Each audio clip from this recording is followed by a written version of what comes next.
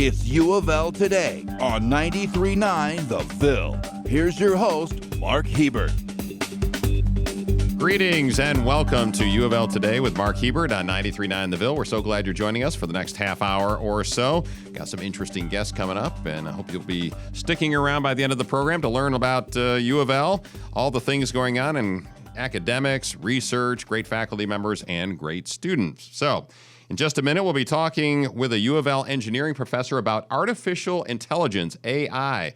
A little later in the show, you'll be hearing about a program called Doctors and Lawyers for Kids. And what that is when a child from a poor family goes to see a doctor, oftentimes those kids or families need legal help as well. And UofL is partnering with lawyers to make that happen, and we'll tell you about it. We'll also hear from one of UofL's 14 Fulbright scholars this year. But first, should we be worried about robots taking our jobs and taking over the world? Well, yeah, maybe. We should be a little concerned, according to Roman Yampolskiy. He's a UofL engineering professor who's written a couple of books about artificial intelligence, and I interviewed him a couple of weeks ago. So what is artificial intelligence, and should we be scared of artificial intelligence? Well, it's our attempt to teach machines to do what humans do. Whatever it is, doing research, writing books, playing games. Anything. Writing books? Robots are going to write books for us? We already have them writing articles for sports coverage. Who? What? Yeah. Google it. How hard is it, given the scores for a baseball game, to produce a story? Okay, I got you. Team names, it's quite possible. But we are getting to the point where everything will be possible. Anything a human can do and things which are beyond our capacity will be done by machines. So part of my research is figuring out how is it going to impact all of us in terms of employment, in terms of social interactions, but also security aspects of it, safety. Well, we all see, the movies, 50 years or 100 years in the future where robots become essentially humans and go haywire and take over the world. Is that what we're looking at? So the biggest problem with journalism is that you cannot do an interview on AI and not have a picture of Terminator show up in an article. You can say anything you want, like AI for education is very important, and there is clickbait title, robots will kill us all in Terminator. It's a guarantee, we know it, I don't expect anything else. I fell right into it, man, didn't I? I didn't mention the Terminator specifically, but I fell right into the trap. Well, this is radio. If it was a newspaper, you would. Yeah, okay, I got you. There is a good chance that some of it might happen. Obviously not as in movies, but the possibility of military drones, military robots becoming dangerous is obviously there. Also, any system in charge of stock market, nuclear power plants, electrical grid, if it goes into haywire, wrong direction, if it gets hacked, that's a lot of problems. Okay. And so what have you found through your research? You're trying to, I think, project into the future and try and figure out what the impact might be in the future and how sophisticated these robots and other machinery trying to take on human characteristics is becoming. Is that correct? That is correct. I read? Okay. Depends so what have on you found? How far in the future you want to go. Okay. Right now we are kind of okay. I mean, cybersecurity fails a lot, but we're still managing. As the systems become more intelligent, we have nothing. We have no working safety mechanisms, no ideas how to build them, and very few people actually working on it. Really? We have That scare thousands you? of people and billions of dollars invested in developing AI, almost zero compared to that budget trying to make sure it's safe and beneficial. All right, we're talking with Roman Yampolskiy, who's at the Speed School of Engineering. He's a professor there, and he works in the computer engineering department. Does that scare you, that we don't have folks? It should scare everyone. Think about it again. So you have systems which are as intelligent as a human, maybe more intelligent, with no common sense, no controls, controlling everything, controlling our nuclear arsenals, controlling our electrical grid, water plants, everything, airlines. Okay, well, you asked me, or you said it depends how far out in the future you go. What do we have right now in terms of artificial intelligence, robots and machinery, essentially trying to think like humans or do jobs that humans do? Well, give me, for instance, of some of the latest things. We have self-driving cars, right? And they are safer than people. They're very good. It's a question of logistics, getting them on the road, so that's done. We have 85% of stock trades done by machines. That's another standard. And pretty much anything where a repetitive pattern occurs, we can automate that. So if you're doing something over and over, that can be done. There is no question about it already.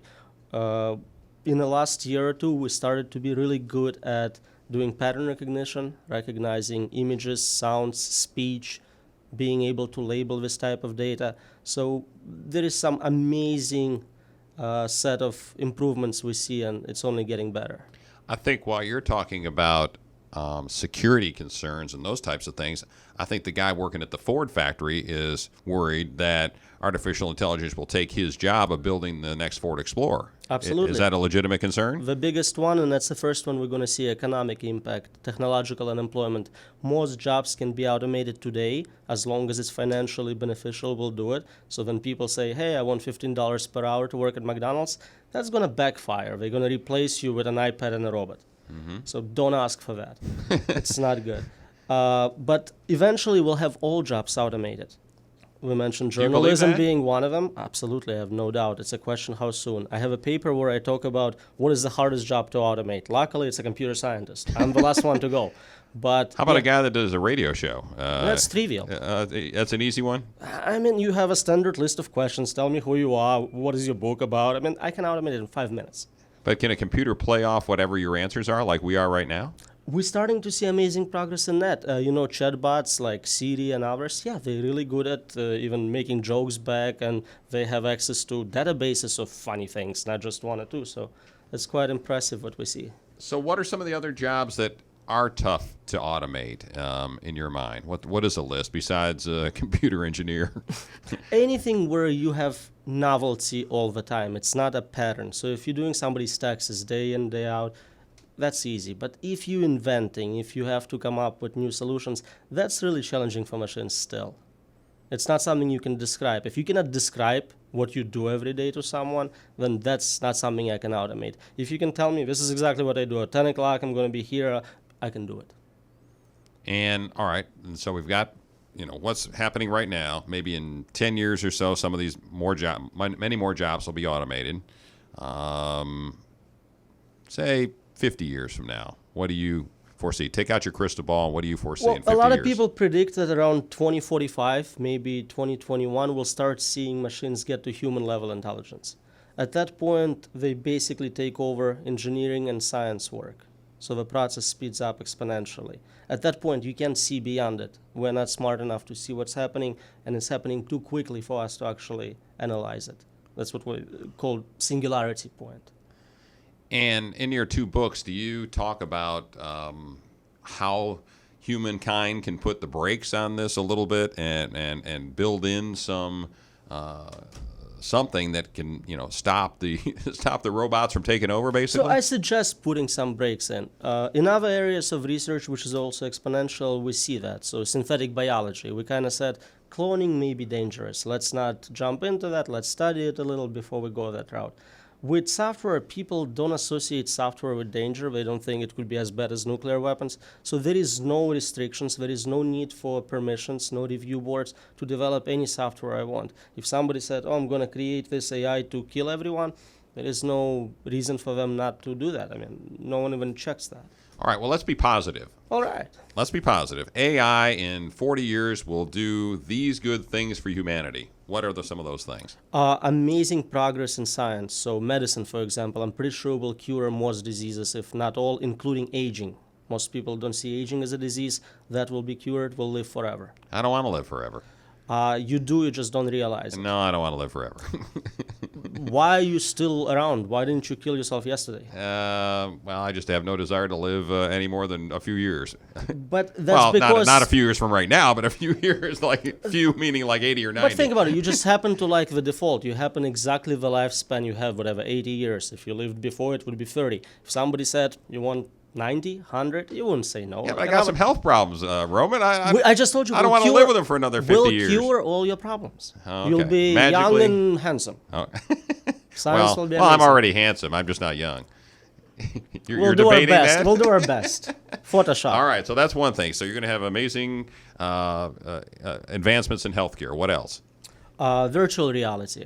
It's possible to get to the point where you can tell whatever your simulation is real world or it's something in a computer. So that allows us to give everyone exactly the life you want. You can be in a universe where you are the one. Everything you want happens exactly the way you want it to happen. It's kind of powerful technology if you think about it. All So right. you might be quite miserable in real life, but in that dream world, you are the king.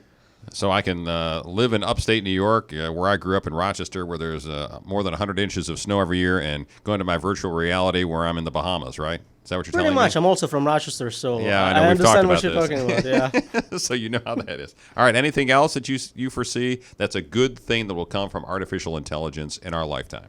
It's possible we'll have some good impact on politics. So technology would allow Well, us. we can use that. That's why I'm mentioning it. It would allow us to better check what politicians are telling us, sometimes live. That's already starting to happen. Also, we can automate a lot of what they do, replace them.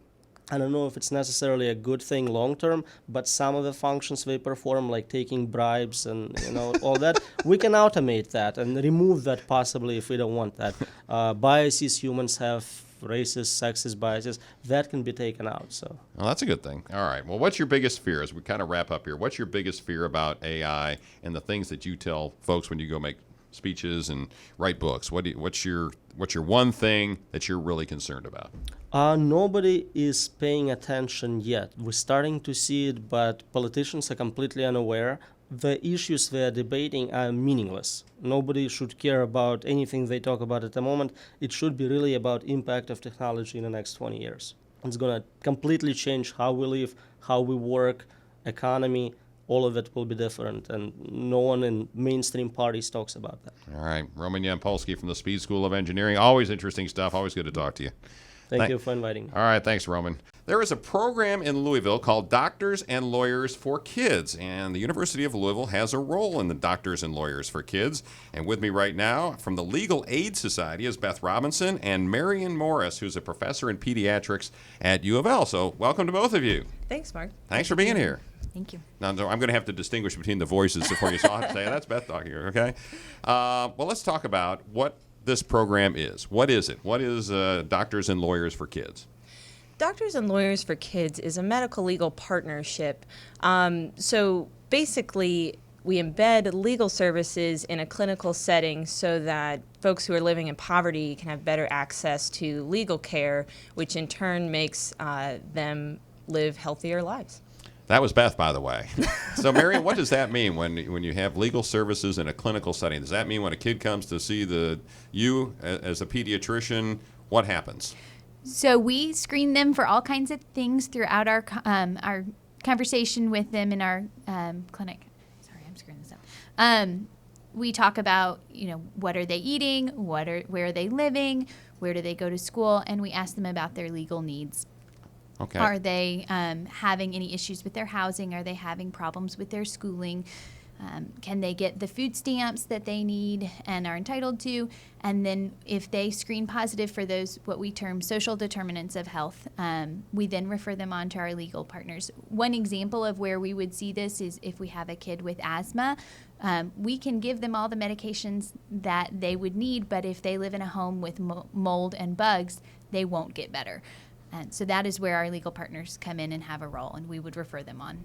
How many kids are we talking about that walk into your office and they have some problem that may need a lawyer to help them work through, or their parents may need a lawyer to help them work through?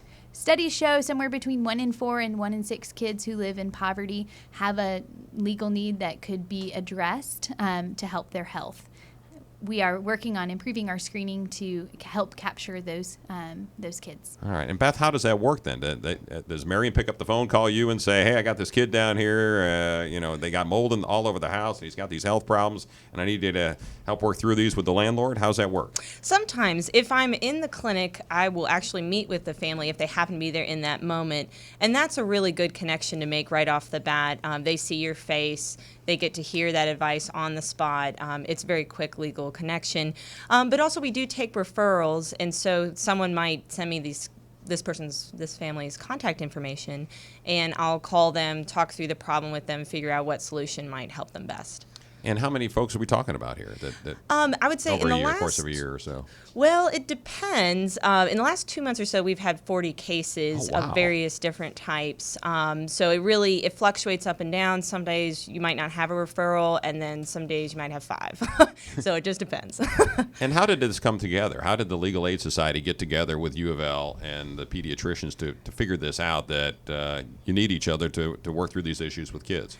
It's my understanding that everyone was starting to learn a lot about medical legal partnerships all over the country, and the Louisville Bar Association approached the Legal Aid Society, and UofL got involved, and everyone saw where they might be able to help one another and really decrease the amount of folks who are falling through the cracks. Okay. And is that pretty much what happened, Marion? And Yes, it is, and we are now seeing how crucial it is for us to have a lawyer in our office. We don't want to practice medicine without a lawyer.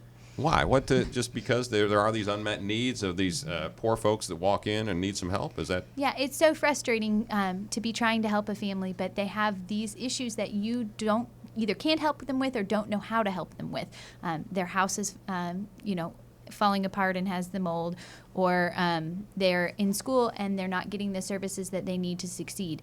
And as a doctor with very limited time to address all the medical complaints, we feel helpless to help the kids with these issues. So it's so great to have somebody just down the hall that we can talk to and who is versed in the law and can get these problems sorted out for them. Beth, is this a thing that lawyers in Louisville are volunteering to do this, or how does this work? Yeah, so on the full-time staff, we have just one lawyer, and that is me.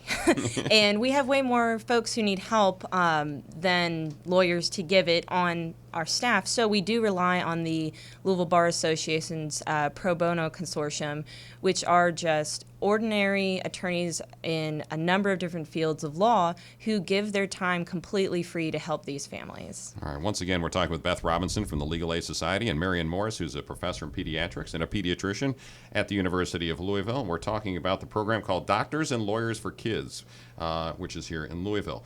Once it gets from the doctor to the lawyer in these cases, then what do you do? Do you then pursue legal action against, and who is a normal person or an entity that you would help these families work with? Sure. Well, it just depends. One good example would be some of these housing folks that Marianne is talking about. If you have a child who's living in a home with just really egregious mold, there are some legal remedies that you can take, but what is even more helpful to the family is if you can just give the landlord a call and say, hey, I'm an attorney, I'm representing this person. We'd really like to resolve this amicably.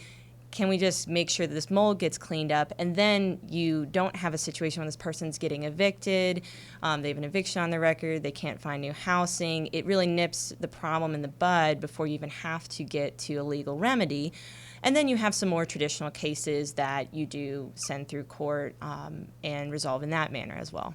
I know, Marion, there's been a big issue over lead paint and lead in water, those kinds of things. How many cases have you seen, or have you seen any cases in Louisville where children have walked in with lead poisoning? So we screen all of our 1-year-olds and typically 2-year-olds for lead. We get some cases that are elevated.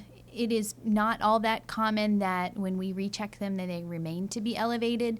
The health department does a great job going out to the homes and testing for lead and helping them sort through the issues that would put kids at risk, like chipped paint that the kids then eat, and that increases their lead.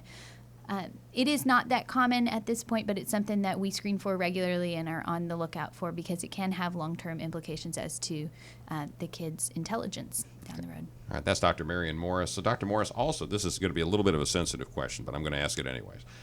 What if mom walks in or dad walks in with a child, walks into your office, and you realize they've got an issue, but it's a parental issue. It's a safety issue for the child. Mm-hmm. What happens then? Then we involve our colleagues from the CPS, the Child Protective Services, we call them from our office and help determine a plan of safety where we can make sure that that child is safe, whether it's going home with a relative or going to foster care, or oftentimes they will decide that the child is safe to go home with one or both of the parents. So this is not something that would fall within the realm of this program. That's something that by law you have to contact CPS, correct? Yes. Okay. Well, and I would say, when there is domestic violence going on in the home, that is something that really deeply affects the kids, and that is something that they can refer to us. As far as child abuse or neglect, they do tend to funnel that more towards CPS, but there are a lot of other things that can be going on in the home that are related to that between the parents that we absolutely take those cases. That's what I was kind of getting at. Maybe not something as dramatic as child abuse, but the parents are, there's some emotional stuff going on, and you can tell from the kid that you're talking to that they've got some problems. So you do handle those cases; those get handed off. Certainly, and I would say that the staff and the providers at UofL have been excellent in identifying when a situation like that is going on, and a lot of times those folks do fly under the radar for a while, and this is one of those scenarios where they're coming in for this medical appointment. You can capture this situation early and address it before anything really egregious has a chance to take place. Well, as we wrap up here, is this a situation where beforehand they can contact you about this program, or is this simply a referral once they have to walk in the door first and get to the pediatrician's office, and then you go from there? We do depend on the providers and the staff to refer cases to us. Legal Aid Society at large takes folks just walking in the door, but the idea behind this is to sort of intervene early and practice preventative law the way that the docs practice preventative medicine. And so you're bringing healthcare and legal issues together. And again, you kind of stated it off the top, but what's the purpose of that? Why do you think that's a good thing for this community, that you're bringing those two things together? The kids that we care for are in need of help in many different realms, and they oftentimes do not have access to a lawyer to solve the problems that they can't solve on their own. Necessarily in terms of their housing and their schooling, and if there's any domestic violence issues, these families don't always have a place to turn and cannot always afford a lawyer. So having these services readily available in a place that they go anyhow to obtain care for their children helps improve their child's health. And there are legal remedies to their children's medical problems that our medicine cannot always solve. All right, very good. Dr. Marion Morris from the University of Louisville. She's a pediatrician. And Beth Robinson from Legal Aid Society. Thanks for coming on the program. Appreciate it. The University of Louisville has 14 prestigious Fulbright scholars this year, and that ties our record from 2010 and 2011 when we also had 14. We're very proud of these recent graduates who are now headed all over the world to study, do research, and teach English. One of the Fulbrights is Makenzie Flynn, and I interviewed her a few weeks ago. And with me now is Makenzie Flynn, who is another of U of L's Fulbright scholars. Welcome, Makenzie. Hi, thank you. Thanks for doing this for U of L, and congratulations. Thank you, I'm so excited. All right, why don't you tell me, what is a Fulbright scholar? For those who don't know, what are you? So Fulbright was founded by J. William Fulbright. He was one of our U.S. senators, and he had this vision that students and recent graduates could be cultural ambassadors for other countries. And so he used some Department of State money, and he founded the Fulbright Scholarship.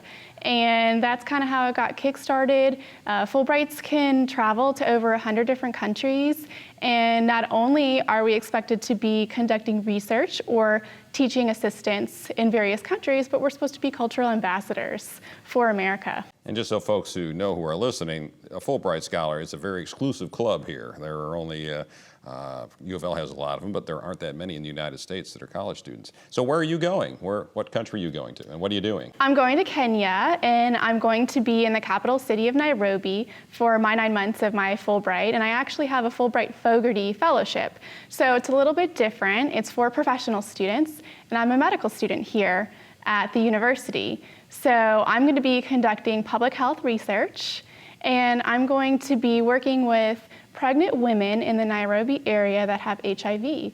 And we are conducting some research on a text messaging program to see if that will get women into their prenatal clinics, get them more health care and access to antiretroviral medicine. So hopefully we can prevent the transmission of HIV to their babies. So this is a pretty far-reaching thing that you're doing. You're not only treating these women, as I understand it, but you'll also be doing some outreach, trying to get them to come into the hospital and get checked. Yeah, definitely. And we'll be working with surrounding communities. I'll be helping to book their prenatal appointments, and I hope to also be doing some work in the hospital. In Nairobi? Yes. How did you land on that? Why'd you apply for a Fulbright to Nairobi, Kenya? So public health and global health is something that I have based my medical career on thus far, and I hope to continue for the rest of my career. So with that in mind, I seek out these types of opportunities. And I actually had won a Fulbright scholarship upon graduation from University of Louisville. I went to Turkey as an English teaching assistant. So I knew the Fulbright program, and I knew they had other programs, other types of scholarships. So I first learned about this scholarship over a year ago, and I had my sights set on this award and applying for this type of Fulbright because this is the kind of work I want to do with my career. I want to be an OBGYN, I want to work with women, and I want to stay in academia. So I hope to work with women who aren't as well off in the community. What at the University of Louisville has helped you along this path? First and foremost, the excellent undergraduate education that I received here, and the Fulbright, the first time that I received, that kind of pushed me into these academic circles that I would not have known about otherwise. And in the honors department, Dr. Patricia Condon, she's been so wonderful. And medical school, continuing that here, I've continued to reap the benefits of knowing the academic circles within the university. And I'm a part of the distinction in global health.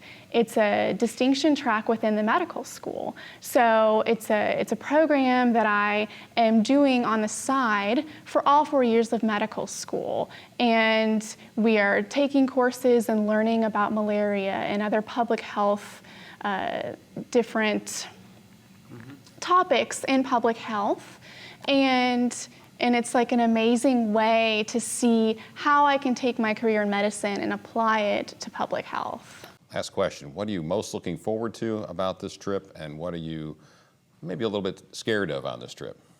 I'm most looking forward to meeting the pregnant women and to being in their midst, to hearing their stories. I think that it's so touching, and I think those are the things I'll remember for the rest of my career. Meeting these women and talking with them, and hearing how they came to be in Nairobi, and what I'm most scared. Or apprehensive, maybe. Apprehensive. Well, I'm engaged to be married, and so my fiance and I are hoping he can come with me, and that's definitely something we're working out, but we don't know. So you're going to be planning a wedding while you're in Kenya? Yeah. So how are you going to do that?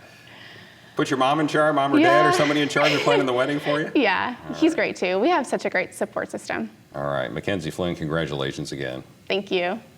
And since about Fulbright scholars, today's little tidbit about the University of Louisville, the Did You Know segment, features some numbers about the Fulbrights. Did you know that since 2003, the University of Louisville has had 103 Fulbright scholars. That is more than all other Kentucky State public universities combined during that same time frame. So congratulations to all those former students at the University of Louisville who won Fulbright scholarships.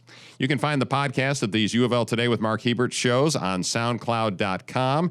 You can also see some of the shows on Metro TV, which is the Louisville Government Access Channel in Louisville, Kentucky, as well as KET3 on Thursdays at 5 p.m. You can also see me every Monday morning around 9:30 or so on Great Day Live on WHAS TV with Terry Miners and Rachel Platt, bringing you a story about the University of Louisville. Thanks to you all for listening and watching, and go Cards.